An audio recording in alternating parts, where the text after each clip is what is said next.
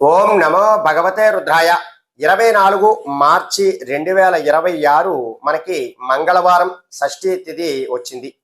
ఇలా మంగళవారం షష్ఠీ తిథి వచ్చినప్పుడు మనం సుబ్రహ్మణ్య స్వామికి కొన్ని ప్రత్యేకమైనటువంటి పరిహారాలు చేసుకోవడం ద్వారా మనకి ఉన్నటువంటి కొన్ని సమస్యలు అనేటటువంటివి తీరుతాయి.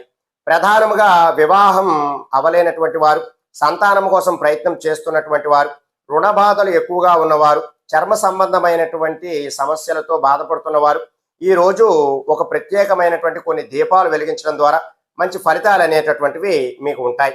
ముందుగా మీరు నువ్వుల నూనె తీసుకుని 6 నువ్వుల నూనె దీపాలను విడివిడిగా ఎర్రటి ఒత్తులు వేసి వెలిగించినట్లయితే ఖచ్చితంగా వారికి వివాహం జరిగేటటువంటి అవకాశాలు అయితే ఉంటాయి.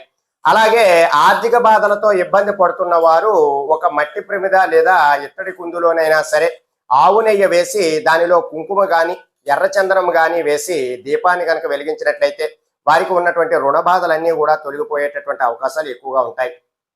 అలాగే సంతానం సమస్యలతో ఇబ్బంది పడుతున్న వారు ఒక ప్రత్యేకమైనటువంటి దీపాన్ని అంతా కూడా వెలిగించాలి.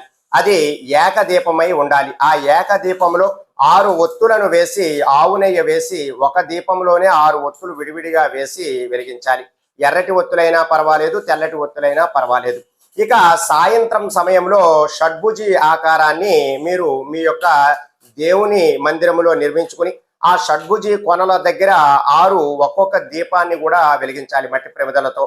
ఇలా వెలిగించడం ద్వారా మీ ఇంట్లో ఉన్నటువంటి నెగిటివ్ ఎనర్జీ అంతా కూడా తొలగిపోయి ఆ సుబ్రహ్మణ్య స్వామి అనుగ్రహం అనేటటువంటిది కలుగుతుంది. అలాగే ఈ యొక్క షష్ఠి మంగళవారంతో వచ్చినటువంటి స్కంద షష్ఠి రోజు నాడు మీరు ప్రత్యేకమైనటువంటి అంగారకుడికి సంబంధించినటువంటి స్తోత్రాలు, అలాగే కుమారస్వామికి సంబంధించినటువంటి భుజంగ స్తోత్రాలను కూడా పారాయణం చేసుకుని మీకు ఉన్నటువంటి సమస్యలన్నింటినీ కూడా తొలగించుకోవటానికి ప్రయత్నం చేయండి. సర్వే జనా సుఖినో భవంతు. శుభం.